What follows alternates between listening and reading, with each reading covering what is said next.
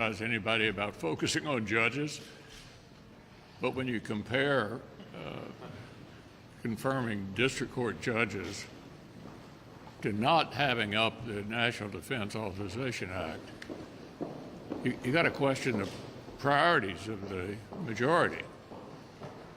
This is an important piece of legislation. We've passed it every year, I think, for 60 years in a row, and we're spending our time doing district judges. I think it's misplaced priorities.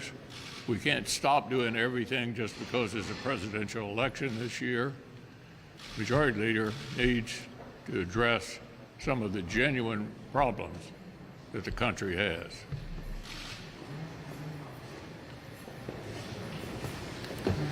Well, there's a big presidential debate tonight. I think everybody around the country is asking the question, who is the vice president and what does she actually stand for? After all, she's only done one interview since she became the Democrat nominee, and she spent the last month basically trying to reverse herself from all the positions that she previously held, which is hard to do because when she was in the Senate running for vice president, she had the record as the single most liberal United States senator, and they've used every chance since she has been part of the Biden administration to move the country in a very left position. And now she's trying to run away from her own record. She said that she would ban fracking, and now she says that she won't. She said that the border wall was a waste of time and un-American, and now she has moved away from that position. She has flip-flopped on confiscating guns, the electric vehicle mandate, expanding the Supreme Court, and heck, she's even flip-flopped on plastic straws. So I think what she's realized that all these positions that she staked out are way far left of where the American people are, and that her positions are incredibly unpopular. So anyone trying to understand what a Harris presidency would mean should look no further than the last 4 years and her record as vice president. Inflation is up 20.2%. There have been 10 million people who have come across the border illegally, and if given another 4 years in office, I believe a Harris presidency of high prices and open borders would be very much the same as what she has delivered for the past 4 years.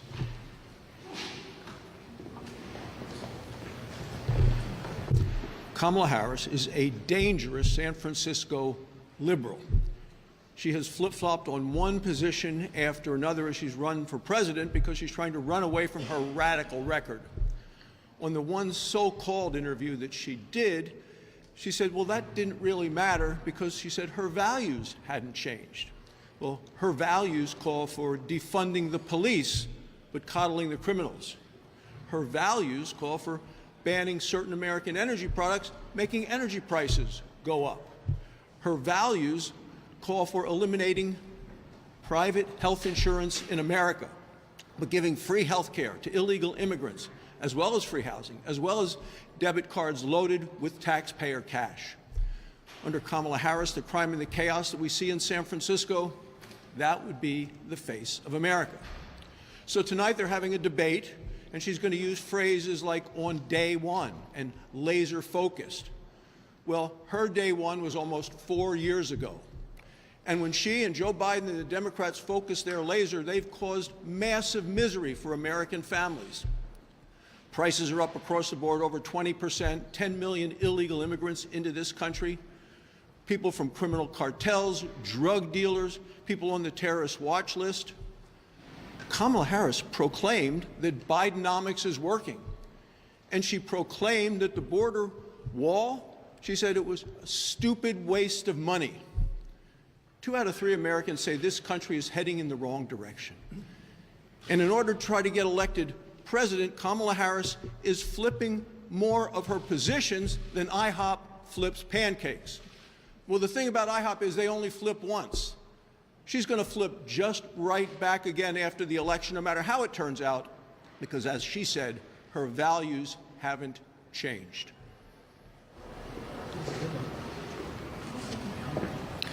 So just a week ago, today. I returned from my 4th trip to the Middle East since the October 7th attacks. And my mission and what we hear from all over America is, number one, we must ensure the survival of Israel. Number two, we must decimate Hamas. And number three, we must see the return of our American hostages. So while I was in the region, I had the opportunity to have dinner with our hostage families in Jerusalem. And just several days after that, the absolute unthinkable happened, and we learned of the murder of Hirsch Goldberg Poland. I had just spent time with his mom, Rachel, and his father, John, and we were talking together about the return of their son. And unfortunately, his return is not what we had hoped to see. So while I was in the region, while I was visiting with leaders of not only Israel, but the Arab nations that maybe could get Hamas to the table, where's President Biden? President Biden's hanging out at the beach, kicked back in a lawn chair. Where's Kamala Harris? She's on the campaign trail. Can't even bring it to her tongue to mention our hostages, nor those Americans that were killed on October 7th. Leaders in the region, while I was visiting with them, stated they have given up on American leadership. As someone who served in the military in that region during wartime, you can't imagine how hurtful that is. We have given blood and treasure to stabilize that region, only to have President Biden and Vice President Kamala Harris, who is always the last person in the room, to have them throw it away. This is a consequence of 3.5 years of weak leadership coming out of 1600 Pennsylvania Avenue. Just 4 years ago, however, it was a different story, and we were celebrating the Abraham Accords under President Donald J. Trump. What a remarkable achievement that brought Israel and her Arab friends together. Trump brought all of our partners together, and it wasn't just military strength, it was trade and the economy, it was education, it was peace and prosperity for everyone involved. You know, we need to build upon these Abraham Accords, and unfortunately, Kamala Harris isn't going to secure that for us in the future. What she promises is greater instability in the region. So, folks, we need to get back to that peace and prosperity, but we need strong leadership to do it, and that will be Donald J. Trump. Well, it's nice to be back in Washington after several weeks at home in West Virginia talking with folks and around the country. And really what's top of mind in my state, because we're so heavily affected by the fentanyl scourge that is just rampant throughout this country, is immigration. And the 10 million plus people who are now in this country because of the failed Biden-Harris policies. So tonight we're going to see, hopefully we'll see a big contrast between President Trump, who brought the numbers down, who had reasonable policies in place that he as president put into effect, and the contrast being Vice President Harris, who on day one, she and President Biden opened the borders by moving through a lot of executive orders and taking down what former President Trump had been able to do. So we've heard in 2020, she said the border was a complete waste, the border wall is a complete waste of money. In 2019, she said we don't need to build a wall. It's not an emergency. In 2022, she had an interview with Chuck Todd where she said not once but twice the border is secure. I mean, who's believing that?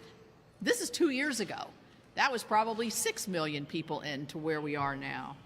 She also said in 2021 or 2022 in an interview that she had actually been to the border.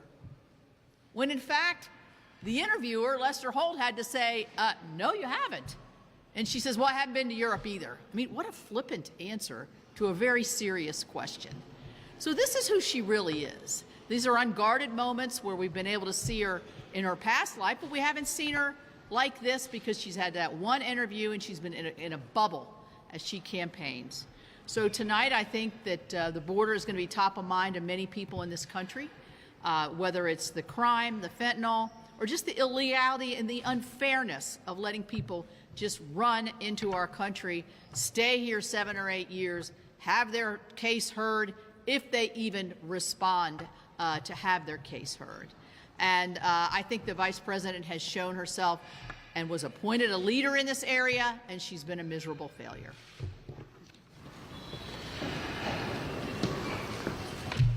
Well, there's good reason why we haven't seen Kamala Harris out campaigning in some of these key Senate battleground states like Montana or Ohio, because Kamala Harris is the most liberal candidate running for president the Democrat Party has ever nominated.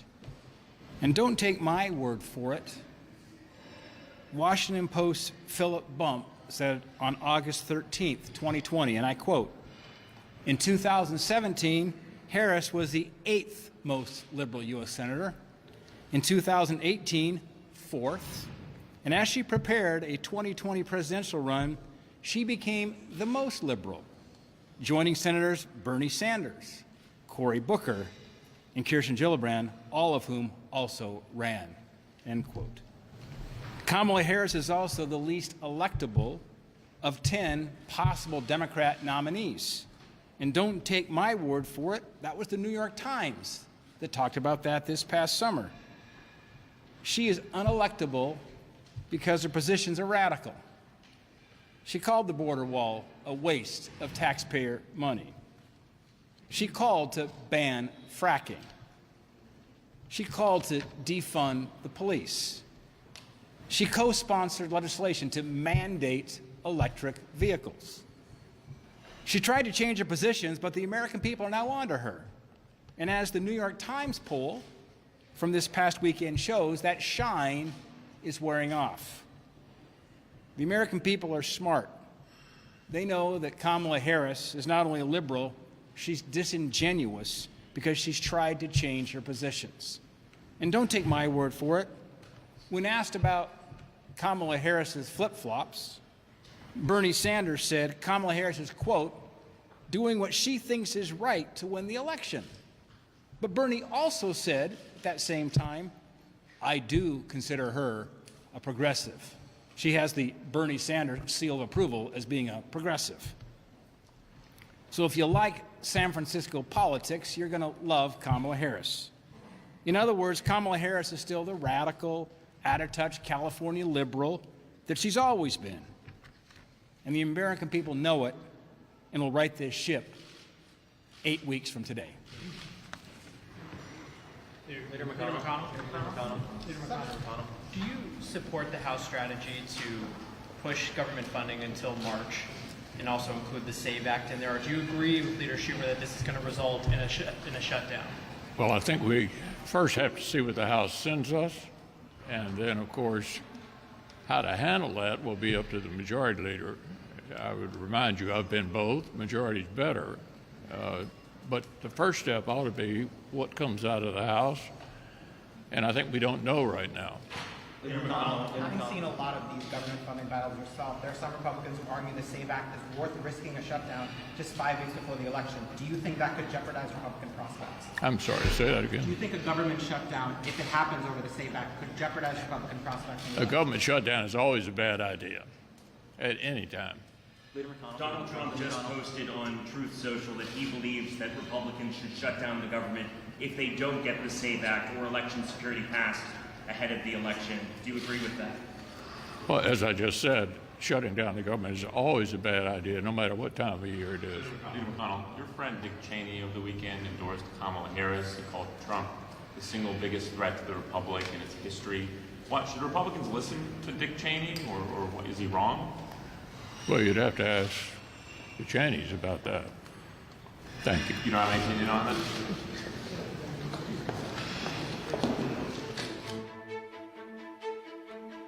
you.